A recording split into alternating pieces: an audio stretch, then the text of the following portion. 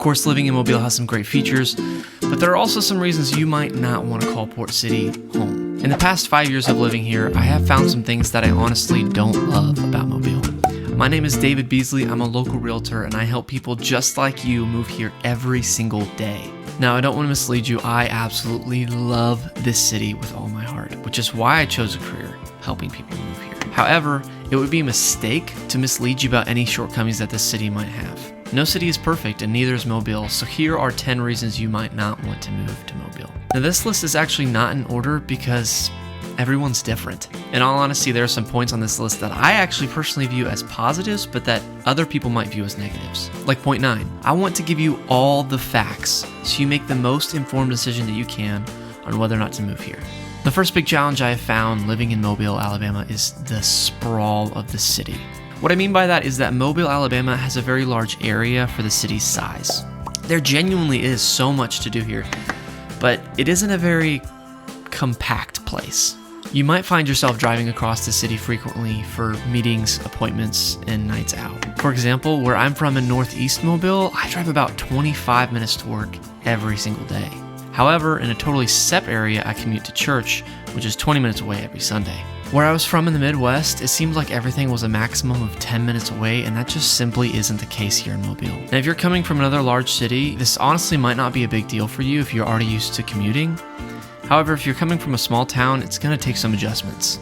On the bright side, my commute has caused me to come across some very fascinating podcasts, so if you need some recommendations, I got you covered. Reason 2 on our list is Southern culture. This is one of those things that some people might love, but other people might not. I recently helped someone move down here from Boston, and he has loved the Southern culture, but it's still very distinctly different than what he's used to. He has this accent and these mannerisms that just scream Boston, and some of the cultural differences can be really, really jarring. Some adapt well, others not so much. If you do move down here, you can expect thick accents, bless your hearts, and yes ma'ams aplenty. Like I said, some people love it, other people don't. It's just something you kind of need to experience and feel out. It's something you can get an idea of on your first visit here. Other things that play a huge part in the culture down here in Mobile are parades such as Mardi Gras, the architecture, and Southern politics. Reason number 3 is hurricane season. Now, every once in a while I've seen a tree or maybe a street sign get knocked over, but I've actually not met anybody that's had permanent damage done to their property. That's not to say it doesn't happen, it definitely does. It just might not be as frequently as you think. It's actually really funny because my family up north will frequently text me during hurricane season. I'll get some random text that just says, David, are you doing all right? Are you okay? And I'm always like, yeah, I'm fine. What's going on? And they'll say, hey, we saw a hurricane on the news. Are you doing all right? And I'll say, I really wasn't thinking too much about it. It just wasn't really something that we panic about down here. It really isn't on our minds too much down here, and it doesn't affect our day-to-day that much. That being said, hurricanes are very dangerous, and if it's something that scares you, you might consider another area. Additionally, during hurricane season, you'll frequently have events get canceled due to the weather, which can really be annoying sometimes. Also, if you purchase a home down here, you will almost certainly need wind insurance, which isn't too expensive, but it is an expense. This is all just part of the wonder of Mobile. However, on the bright side, no matter how bad any of these things get, you can bet your bottom dollar Waffle House will be open. I'm pretty sure that place would be open during the zombie apocalypse. What a lot of people don't know about Mobile, Alabama is that it's actually one of the oldest cities in the United States. It was founded in 1702 by the French as their capital of Louisiana. So as you can probably imagine, there are a lot of historical homes in Mobile, and this is reason 4 on our list. Now don't get me wrong, there are a lot of people that love these historic homes in downtown Mobile. They give our downtown space a certain aesthetic. However, if you really want to live in downtown Mobile, you might find yourself living in a house that's over 100 years old. Now don't get me wrong, almost all these homes have been renovated and upkept, but if this isn't your style or your flavor, this might be a major red flag for you. Additionally, there are also a lot of rules and regulations as to what you can and you can't do with these buildings, even as their owner. The city of Mobile really does its best to try to honor and preserve its historic past, which many people love, but other people loathe. If you really can't stand these style of homes, a simple solution is just to move to a different part of town. Midtown, Sims, West Mobile, Saraland, and many other suburbs of Mobile have plenty of newly built homes that have much more modern feels. Reason 5 on our list to not move to Mobile is the allergies. Now, I personally have not experienced anything drastic with my allergies. In fact, it's somewhat better than where I was from in Kansas City. However, due to the heat and humidity, some people have great reactions compared to where they used to live. If you have really sensitive allergies, I would encourage you to do some digging on the temperature, the weather, and the humidity in Mobile to make sure that it's a comfortable place for you to live. The worst thing I can imagine is moving to a place where I can't breathe. Mobile is known for its heat and its humidity, which sadly makes it a hot spot for a variety of bugs. This leads us to reason number 6. A very common pest you'll find in Mobile is mosquitoes, especially in the summertime, due to its proximity to the water. Palmetto bugs are also somewhat common down here. That's a type of cockroach. Ants, spiders, and worst of all, termites. If termites are left to their own devices, they can destroy a home. Due to this, in Mobile, we all have to take proper precautions and get things like termite bonds and home warranties that protect our real property. Sadly, this is just part of the price of living in warm and humid weather. While the pests can be a nuisance in Mobile, just having normal screens on your windows and your doors can go a really long way to keep them at bay. When you go through the process of buying a home down here, a good realtor will walk you through the process of buying a home warranty or a termite bond or both. If you have any questions about either of these things, feel free to reach out to me. As always, my email and number are in the description below. Now we're going to move along to reason number 7. Probably one of the most important things for most people when they move is the education that their kids are going to receive. In Alabama and in Mobile more specifically, you might find that the education is a lot different than where you came from. This was definitely the case for me. Coming from Kansas City, almost everyone was public school. Additionally, the public school system really seemed to me to be the center of everything going on in the town. This is definitely not the case in Mobile. While there still definitely are public schools in Mobile, they're not nearly as commonplace, and many students find themselves homeschooling or private schooling. Again, this isn't necessarily a bad thing, but many people rely on public schools, and it can be odd to bring your kid to a place where public schooling isn't the norm. Private schooling and homeschooling are really expensive, and some people just can't afford it. Due to this, I think it's vital that a city has a great public school system to teach its children. Now, Mobile actually has the largest school system in all of Alabama.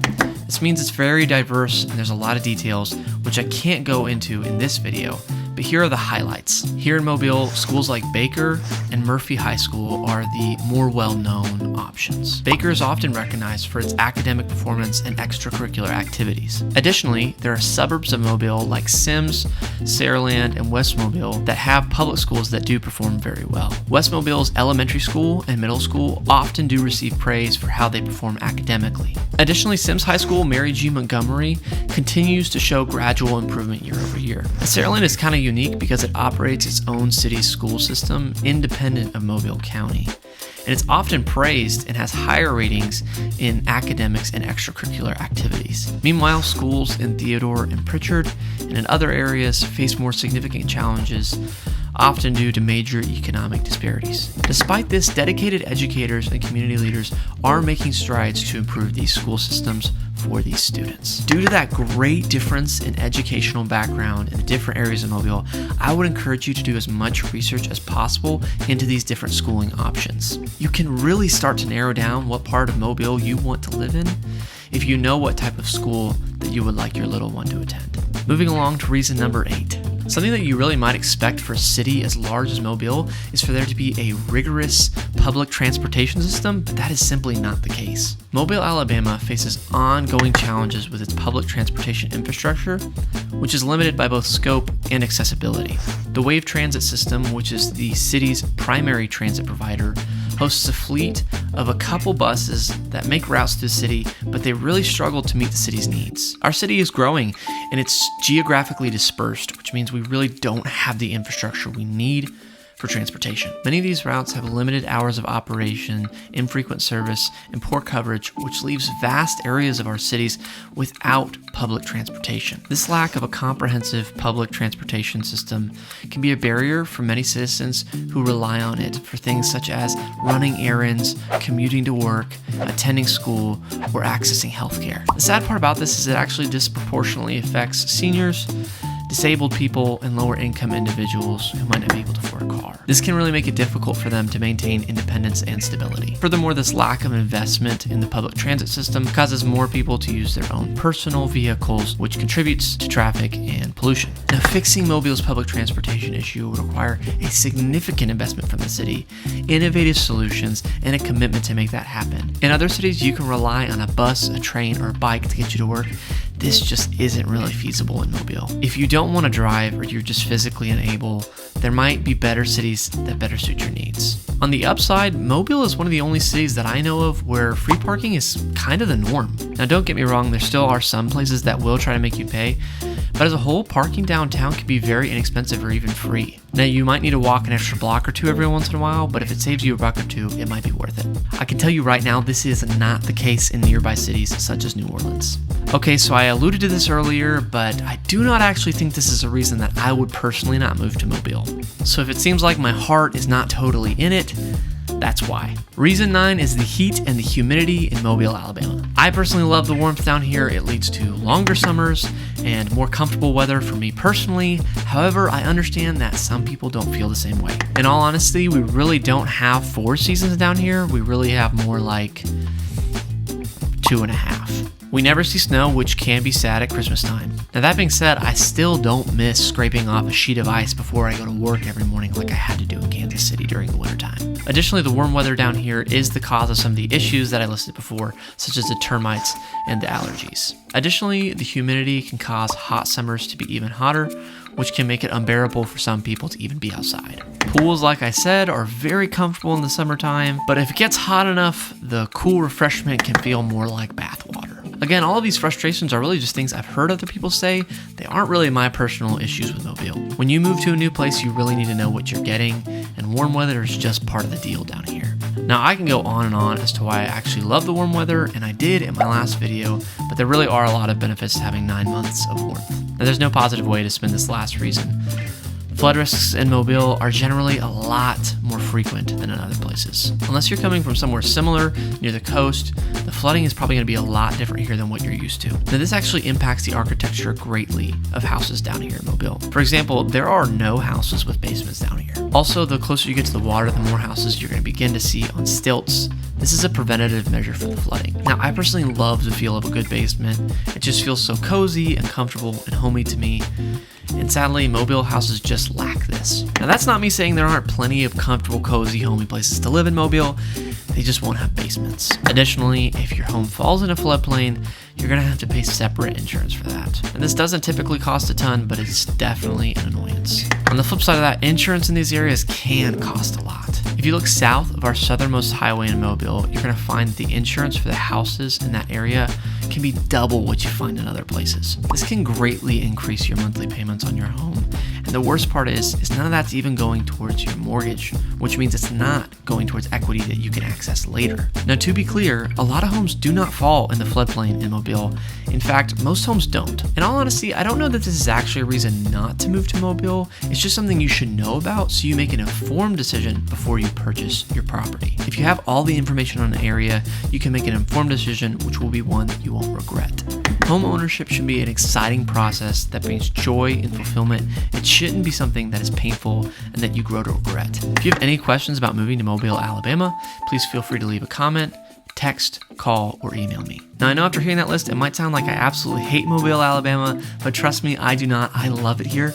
Check out this video where I break down the 10 best parts about living in Mobile, Alabama. I'll see you there.